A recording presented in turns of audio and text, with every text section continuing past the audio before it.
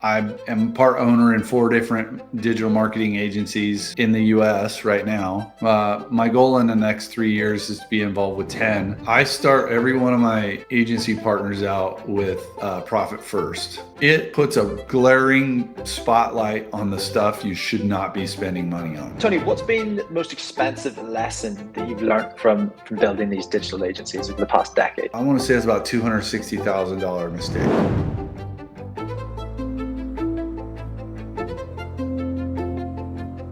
So first of all, Tony, thank you so much for coming on the Agency Growth Club. Yeah, we just made a mistake there. We thought we were recording. You did this beautiful intro. So can we hit that again? Can you introduce yourself? What have you done? What are you doing? And why should people listen to you? Well, as you said, if you look at my LinkedIn profile, it looks like I am involved with a lot of different businesses, and I am.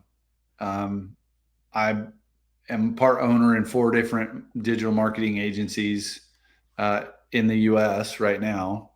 My goal in the next 3 years is to be involved with 10. And it's kind of the reason why I wrote my book, From Grind to Gold. It's in editing right now, hoping to get that published. But it's all about how you turn. Well, let me take a step back. We all kind of started our agencies with this dream of, oh, I want to build an agency and I want to, do a great job marketing for customers. And I love all the new tech, and I want to build this thing, and hopefully someday I'll sell it for retirement, or I'll sell it to go on to my next adventure or business venture. And what happens is everybody gets on the treadmill and just is running and putting out fires and the next thing, and they forget about the reason why they started in the first place or bought in the first place. So, at every stage, owners build their business, but they kind of forget about what it means to build wealth in their business while they're running it. And then they forget the end goal of exiting. And there's multiple options to do that. And there's different ways to do it. Like I said earlier, that we probably all read Robert Kiyosaki's Rich Dad, Poor Dad. If you haven't, read it. There's a thing in there on the cash quadrant, and the best place to be is as an investor, where you have somebody operating your business for you. What does that mean? What does building wealth actually mean? Well, what it boils down to is there's this board game called, I think it's just called Cash Flow something or other. Basically teaches little kids how businesses work and how cash works. But if your agency can throw off enough profit for you to live on, in other words, pay all your bills, all your expenses, everything on just that profit piece that you pay out. Usually my businesses pay it out every quarter. You win the board game, you win the game, because that means you don't have an income, you don't have a 1099 or a W-2 income from that business. You get paid out as the owner from profit. And when you're in that place, you're motivated for that business to be profitable. But what that really means is you're motivated to build a financially healthy business. And in order to do that, you have to have good people, you have to have good process, you have to have good clients, you have to have recurring revenue. All of those things it takes to build a healthy business gets you to that place. And so that's what I work on with my clients and my partners. They're actually not clients, they're partners because I do some consulting, and then usually there's an equity piece to that, depending on how it works. Awesome. I love that. And I also love that you mentioned the cash flow board game. So funny story, over COVID, we had 2 board games in my family house. One was the cash flow board game and one was Monopoly. So the cash flow board game, if anybody hasn't played it, it's all about you're in the rat race. You have to you get like a card, and it's like, oh, your kid has a 10 grand dentist payment, and then you go into like debt, and the whole point is to get out to like the hotels and the big businesses around the side. It's a really fun game, but we used to just go in between that and Monopoly. Yeah, those are great board games for kids and adults, you know. Yeah. Because then somebody says, well, what is that? What does that mean? Then you get to have the conversation. It's kind of fun. Yeah. Um, awesome. Okay, so Tony, you've helped agencies scale from 500K all the way up to 5 million plus. What's kind of the common mistake or misconception that you see agency owners about what it actually takes to get 7 figures? Um, Boy, there's so many of them we all make doing that. Uh, I guess some common ones are um, not thinking enough about the people and the culture of your business. Because when you're able to get your hands on and define what your culture is, then you know who fits in there and who doesn't and why. And a lot of people, a lot of agency owners, I'll say, hire people that have good skill sets, but may not fit their culture. And there's always some friction there, and they don't really know why.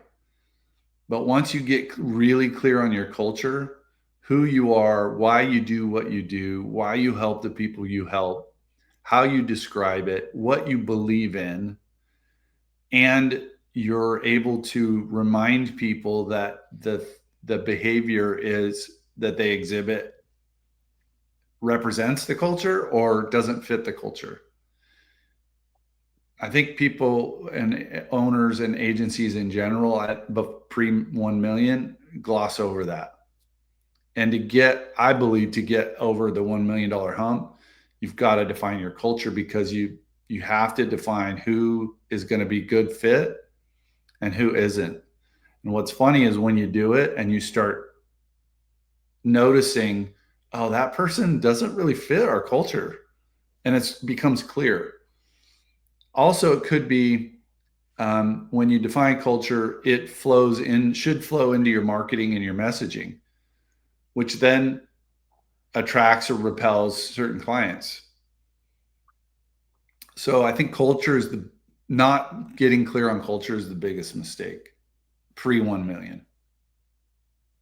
Yeah, I've made that mistake several times. I've hired for my own team from so one of our core values is move at pace, and I've hired from like an in-house background to bring into like the agency world. And I've thought that okay, like there's a few skills that you can like teach here and there, but yeah, realistically, for going on forward, it's like there are core values. We don't hire anybody that like doesn't match them on the first interview, which is interesting. Yeah. Awesome. And my next question for you, Tony, is you've implemented EOS across multiple agencies. What's kind of some of the biggest bottlenecks, kind of operational bottlenecks that you see that prevents those agencies from, as we mentioned, getting to that 7 figure mark? EOS is a great way to organize thought. It's a structured way to organize thought and make the progression on what you're trying to do. As entrepreneurs, we want to do it all well. And what often happens is you get into a place where your team, when they're going through their quarterly review or their planning or their visioning, tries to put everything on the list and just get too much done. They overload themselves. And so what happens is you have a lot of activity and maybe even progress in certain areas, but you don't get down to getting really good at executing a few things. Um, Really good example is building a pipeline, or a predictable pipeline. And there are a lot of things that go into that, but getting good at getting a predictable pipeline in, it's why so many agencies out there and so many people get LinkedIn messages and emails and calls about, hey, I can get you so many leads, or whatever it is, because that continual pipeline is there, but it's adding too much. It's, hey, we should focus on one channel, and get good at that one channel versus, hey, let's try this and this and this and this with these channels and this marketing campaign. And here's all of our rocks. So you just overwhelm the team. And that's a constant challenge, because people with growth mindset, agency owners and teams that have they want to cover a ton of ground, which they should, but it's kind of slow down to speed up is what I've found works really well. It's scary at first because you're like, that's all we're doing. Because when you first start out, you're like, you're doing 8,000 things and now it's down to one. Well, it's just focused on that one. So I think teams add too much on their plate, which seems odd, but it happens. And Tony, you mentioned slowing down to speed up. Obviously, a big part of that is putting in like system integrations and on automations. So, what kind of advice would you give to agency owners maybe building that first system so that they can buy back their time? Oh, you're pulling in Dan Martell's piece. If it's a team, I would answer a little bit differently, like the whole team versus an individual. I think Buy Back Your Time is a great book. He talks about it from an individual owner perspective, which is great. So, I don't want to supersede what he says, but basically it's get yourself an executive assistant, figure out your system, your own system. And in order to do that, you have to figure out your priorities. And in order to figure out your priorities, you have to know where you're going. As a team, it's something similar in that you may, what happens with sub 7-figure companies is they go through this, I'm afraid to spend money. And I'm afraid to invest money. What are we investing in and why? Is it another person that gives us an added skill set that we don't have? Is it a process that we need fleshed out?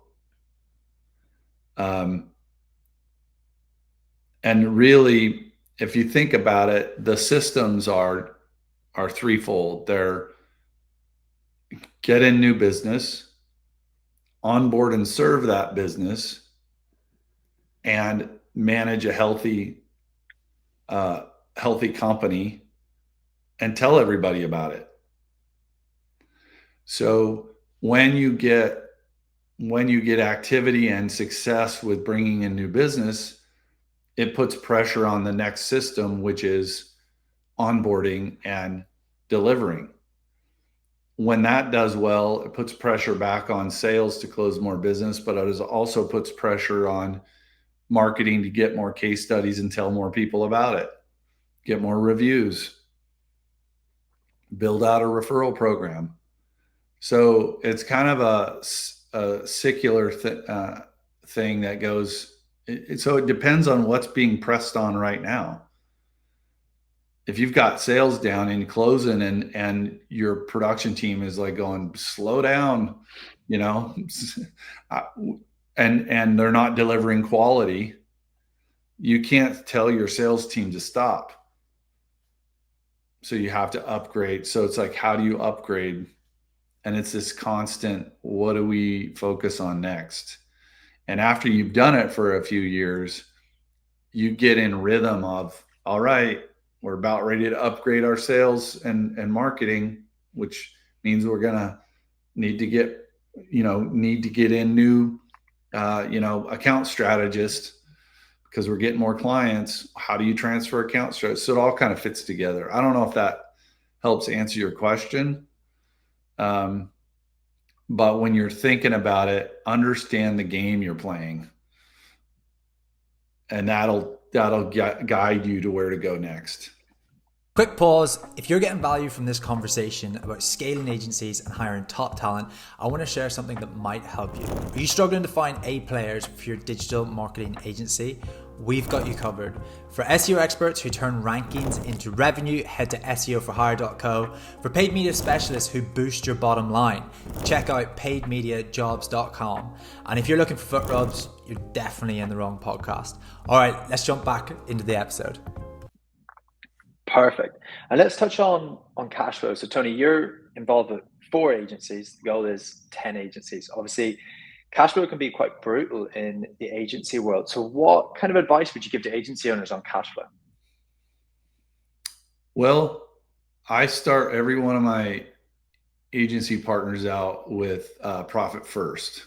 If you haven't read Profit First, I can't remember the author right now. I can't remember that guy's name, but it forces you to instead of when you're looking at a P&L where you go, oh, we get this much revenue in and here's our cost of goods and now we have some expenses and let's look at our expenses. Most people look at their expenses first and then they go, oh, here's what's left over. Profit First says, in simple terms, how much profit do we think we should make or want to make? Well, if we're making 3% now, I want to make 30%. You can't make that jump. It's hard to make that jump. So you're 3% now, I want to make 10. So you put 10% at the top and then you put the revenue you have next. And then you put your cost of goods and then your expenses. And when you put profit first in a spreadsheet with 10%, use your actual numbers, it puts a glaring spotlight on the stuff you should not be spending money on, or the people you should not be spending money on. And what happens, the first process, you have to start thinking about, do we have the right level of person that we're paying the right amount doing the right work? A lot of companies will have a $50 an hour, $45, $35 an hour person doing $10 an hour work. That one solving that one thing, if you have that problem, will increase cash flow. And what about cash flow runways? Have you got like a certain amount that when you come into an agency you want, is it 3 months, is it 6 months, is it a year? What kind of way do you look at it? We don't start paying out profits for businesses until you have 3 months of expenses and COGS in the bank. So everything up to that point is all about funding that. And then once you get there, the reason you do that isn't because, and this is a little dirty secret, it isn't because you use that cash. It's to make you feel confident so you can free yourself up to go, look, we're fine. We can make mistakes. Now, granted, during COVID, we used some of that cash and we didn't take PPP loans or whatever they're called. So there is, but it's just a confident, it's like having I don't know if you played football or sports or anything, it's like having a deep lineup with a lot of talent. When you have cash in the bank and you go, oh, I can weather some storms. It's like having a good ship. That's the reason you do it. Now, when you get on up into that, if you get enough cash, you can take that cash and invest it. That's a whole nother story, but usually start out with 3 months cash before we start paying too many profits out the door. Yeah, I feel that when I started my first agency, SEO for Hire, I remember living month to month and I can still feel that now. So that's why we do 6 months. And one of my newer agencies, Paid Media Jobs, my co-founder on that, he was like, let's agree like 3 months. And I can still feel the feeling of doing month to month. I was like, let's just get to 6 months and then we can look at profits doing that. But like, just, yeah. It is up to the owner. I mean, you're bringing up a good point. It's really up to the owner's discretion, how you want to handle that. And if you've lived through the pain, you don't want to I worry don't about want to touch it again. It's like I don't even worry about it. Yeah, totally. Yeah. Awesome. And Tony, what's been the most expensive lesson that you've learned from building these digital agencies over the past decade? Hiring the wrong people, letting them in. It sounds, I don't know, what's the right word? Machiavellian. I don't know. But letting the wrong here's the other thing, because those people will not deliver for clients. They won't transition well other clients. Yeah, we hired one guy to be it was about I want to say it's about $260,000 mistake. It's a big mistake. It's a massive friggin' mistake. I'm not going to make it again ever. And that's the way you have to look at mistakes, because they happen. If you can avoid them, yes. Listening to experienced people, yes. Joining peer groups, yes. Listening to it's like climbing Mount Everest. I use this analogy all the time. You're probably going to want to talk to a Sherpa or two, or at least someone who's been up at least once, up and back, let's say, because a lot of people go up. Some of them don't come back. So and not be afraid to lean on those people like you. I don't, we got introduced on LinkedIn, and you said, hey, your assistant said, hey, you want to have a conversation with Josh? I said, yeah, sure. I don't really know what you do or I just know you're in the agency space, and I love talking about this stuff. So, yeah, try not to make expensive mistakes, but know that you're going to make them. Yeah. What about you? Interview with a guy called What's my most expensive mistake? Yeah.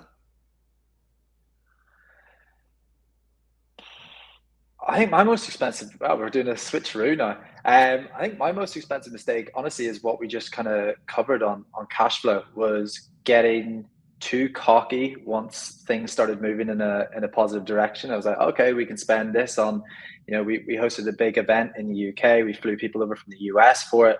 And then we had 3 months of just slow stuff in the business. And I'm biting my nails. I got a team to pay. We've got this. So I think my most expensive mistake was not taking cash flow seriously. So that's why we've literally just covered it. That's my biggest pain point, is having that 6 months cash flow.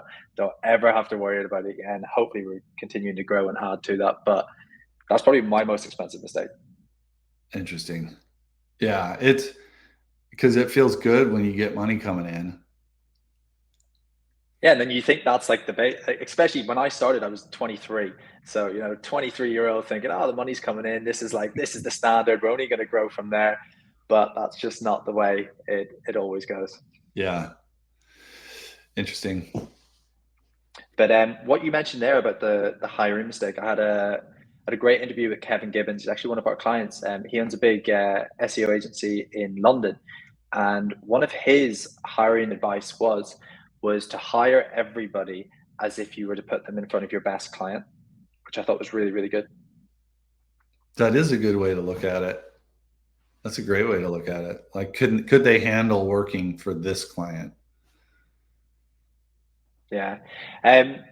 Awesome. Let's go on to a bit more about leadership. So yeah, you've worked with Fortune 100 companies to smaller agencies, been involved in, as I said, through your LinkedIn experience, a lot of experience. How do you think leadership needs to evolve as an agency grows from, let's say, 500K to 5 million? Well, it happens in phases, and it happens at different rates for different people. But the analogy I use is the old Western stagecoach, as you can imagine. There's 6 horses in front of the stagecoach, and you got the guy that's got the reins in his hands, and you got the guy riding shotgun. And they're driving across the plains. That driver, that stagecoach driver's job isn't to pull the wagon. That driver's job is to signal and point the lead horses where to go.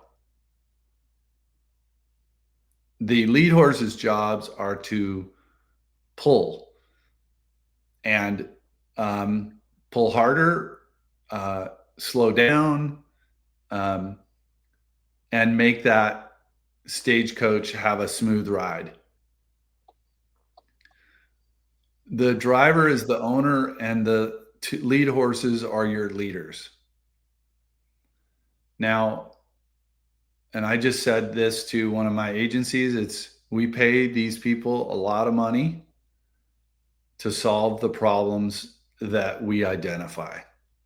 And our job is to support them, move things out of the way, get them resources, help get them mentally unstuck, be a sounding board. But our job is to support them as they pull. And the way that they pull is they solve problem after problem after problem. And the biggest mistake, or not mistake, but the biggest challenge is when you have someone that's an owner, that's an A personality, they feel like it's their job to be the hero. And Dan Martell breaks this down. He calls them grenades. I think he said 4 or 5 different types of personality. There's like the hero, there's the self-medicator, there's all these things. So getting a leader to and self-recognizing who you are and what motivates you and what you need to stop doing to get out of the way of your team. I also use the analogy of like the bumpers in the, bowling. You ever bowl with those side bumpers for new bowlers? They put up those little blow up bumpers. That's your job. Be the bumper. You're not the bowler. You're not the ball. You're not the pins. You're the bumper. Just keep them going. That's leadership's job. And casting vision is an important piece of that. What game are we playing? Who are we playing it with? But getting down to how we do this, if you find yourself saying that can work, or how does this work, you're kind of asking the right questions, because that means you've got somebody in there that's pulling, and you don't want to rob them of that. They actually want that. That's what you pay them to do. And if you've got good reward systems in place, the better they do, the more they get rewarded for those things. Awesome. I love that. I went out for food with a friend of mine on Sunday here in Austin, and he hired a CEO and a COO at the same time. And he told me he'd just done 60 hours of work this week. And my reply to that was, is the point of hiring a CEO and a COO not for you to like step back a bit? And his whole thing was that he thought he was working with A players, like his whole team, but until these guys came up, he's like realized that the company needs to get to the next level, and he needs to do so much work to basically clear the crap so the CEO and the COO can just like get into the dirty stuff. Well, you bring up a good point, because you talk about next level. That can mean a lot of different things, but you're not hiring to go where you've been. You're hiring to go where you need to go or want to go.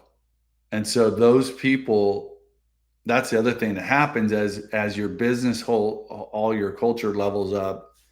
There are some people that come along for the ride and can make the adjustment, and some people that can't. And maybe in that case, the CEO and COO have been at, maybe they've worked for a company that's $3 million and he's $1 million. And so they know how to operate at that next level. but there's just a bunch of institutional garbage that he has to clear out, is kind of what I'm hearing you say. It's so much, it's so funny when you're at that smaller level, how much stuff there is that doesn't need to be. But people are used to operating in all that stuff. And you got to just go, don't need to do that. Don't need to do that. Stop doing this, start going here, getting people turned in the right direction. Yeah. Okay, my last question for you, Tony, because I'm wary of the time. I had a load of questions for you, but last question for you is, let's just use a hypothetical scenario. You're walking in with your leadership team or your strategy team, and the plan is to, let's just say, double revenue within the next year. What kind of strategies are you guys going to be talking about? Depends on where you're at now and what you've got going. I always base it on 3 pillars. What's our pipeline look like? How well do we onboard and deliver and close business? Those are reverse order. How well do we close that pipeline and onboard and deliver? And are we telling enough people about the good work we're doing? It always boils down to those 3 things. Now, there could be a financial picture behind all of that or underneath all of that. But when I think of strategy, it's, if we're doing those things well, what's the next level of well to get to our goal? Are there people in our culture that we have to remove or bring in?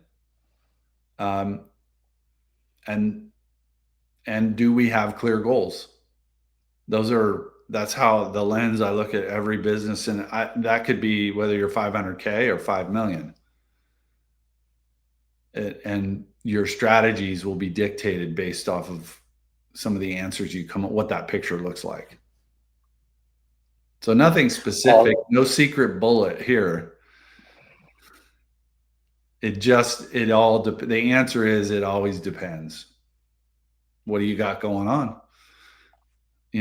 What kind of team do you have? What kind of process do you have in place? Maybe you have a bunch of automation that's working well, but you have people that are crap at working it. But always have the same lens, because that's the game you're playing. That's the game you're playing. Awesome. Very good. Well, first of all, Tony, thank you so much for coming on the Agency Growth Club today. If anybody wants to follow you along or find out more information, where can they find you?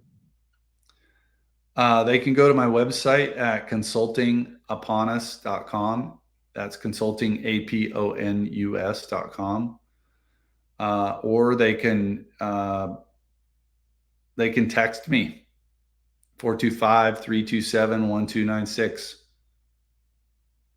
I don't answer. Awesome. My assistant will answer that, but yeah, pretty simple, straightforward. Thanks for sticking around to the end, and I really hope you enjoyed this episode. If you're an agency owner that is wanting to scale and wants to continue bringing your business to new heights and doesn't want to put everything on pause for hiring and finding the best talent that's out there in SEO and paid media, well, that's something I can help with. I own a recruitment company that has specialized in both the SEO and paid media sector, and we work with 100+ businesses. So I'm going to leave 2 links below. There's no big pitch here, but if you want to talk over strategy and hiring and how myself and my team can find you the best A-player talent in both the SEO and paid media sector, then please book in, and I look forward to talking to you. Thank you.